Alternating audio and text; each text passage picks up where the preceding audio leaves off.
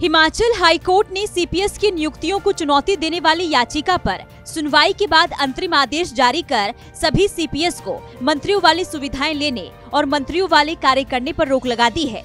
Court में सरकार की ओर से बताया गया था कि सभी सीपीएस कानून के अनुसार ही काम कर रहे हैं। कोर्ट को ये भी बताया गया था कि सीपीएस मंत्रियों वाली सुविधाएं भी नहीं ले रहे हैं। हालांकि उन्हें अन्य विधायकों से ज्यादा सैलरी कानून के अनुसार ही दी जा रही है। न्यायाधीश विवेक सिंह ठाकुर और न्यायाधीश संदीप शर्मा की खंडपीठ के सामने इस मामले पर अगली सुनवाई 12 मार्च को होगी। प्रदेश महाधिवक्ता अनूप रत्न की ओर से बताया गया कि इन सीपीएस को कानून किसी भी तरह की मंत्रियों वाली सुख सुविधा नहीं दी जा रही है।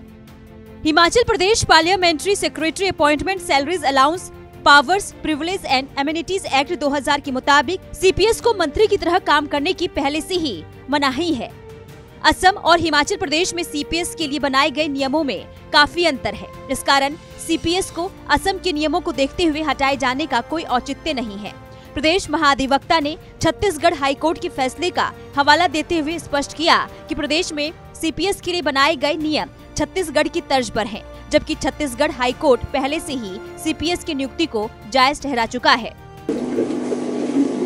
हिमाचल की जो वर्तमान सरकार है, वो सरकार बनने के बाद मुख्यमंत्री जी ने अपने मंत्रिमंडल के अलावा 6 विधायकों को चीफ पार्लियामेंट्री सेक्रेटरी के तौर पर नियुक्त किया था।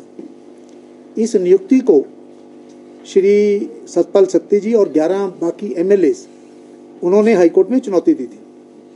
उसकी सुनवाई 12-13 डेट्स पर हो चुकी है और आज भी उस केस की सुनवाई थी। जो प्रार्थी हैं, हमारा आरोप ये है कि जो चीफ पार्लियामेंट्री सेक्रेटरीज हैं, इनका संविधान में कोई प्रावधान नहीं है।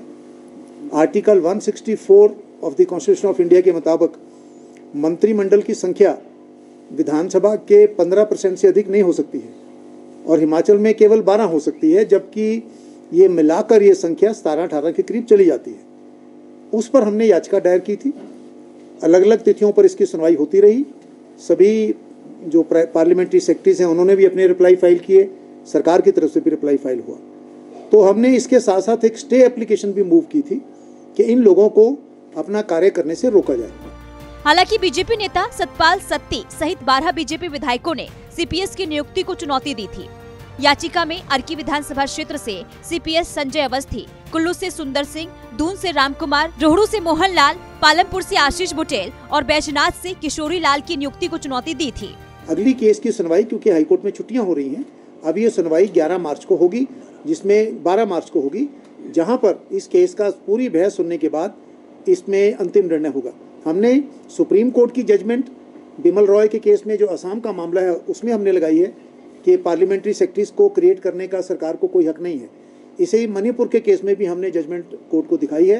पंजाब और हरियाणा के केस में भी, जो Mohan Bhatti versus state of Punjab and state of Haryana, उसमें भी हाईकोर्ट ने कहा है कि पार्लियामेंट्री सेक्रेटरीज को क्रिएट करने का कोई प्रावधान नहीं है और पार्लियामेंट्री सेक्रेटरी जो हैं, ये मंत्रिमंडल के लिए जो आर्टिकल 164 में एक प्रावधान है, उसका उल्लंघन करती हैं। इस पर बहस अगली बार होगी। हालांकि इस चुनौती के बाद हाईकोर्ट में सुनवाई हुई और फैसले को अगली सुनवाई के लिए टाल दिया गया। अब ये देखना होगा कि सीपीएस मामले में 12 मार्च को कोई फैसला निकलकर सामने आता है या फिर कोर्ट की तरफ से अगली तारीख दी जाती है। सूर्य समाचार के लिए शिमला से कमल ठाकुर की रिपोर्ट।